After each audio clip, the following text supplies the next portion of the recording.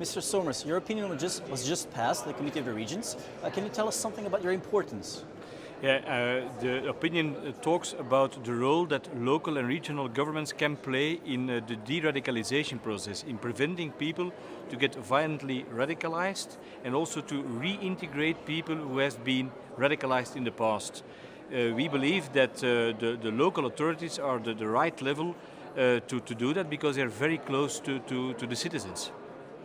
Can you tell us also how local and regional authorities are best equipped to tackle radicalization?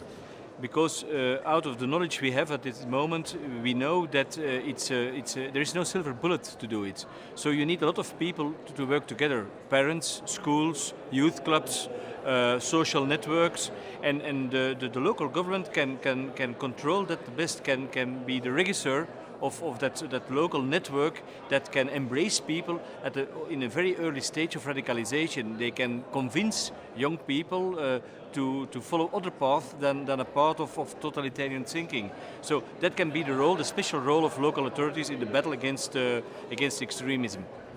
And can you give us some examples from your city of Mechelen that were successful and that could maybe be replicated on the European level?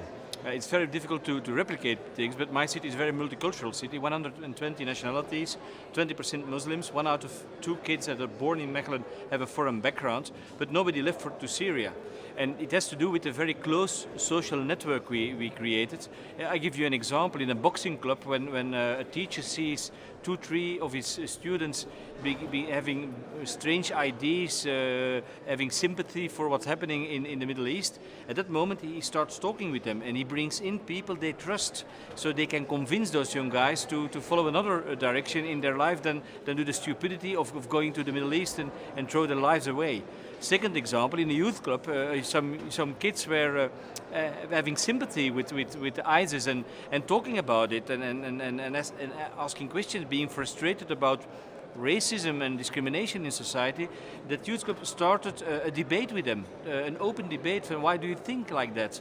Why do you think it's a good solution? Aren't there other ways to do it? And they convinced them by reasoning that starting to go on a radical way, that's a bad thing. So they brought them back to our democracy, and that's the role local governments can play to facilitate it, to encourage it, to specialize people on the field.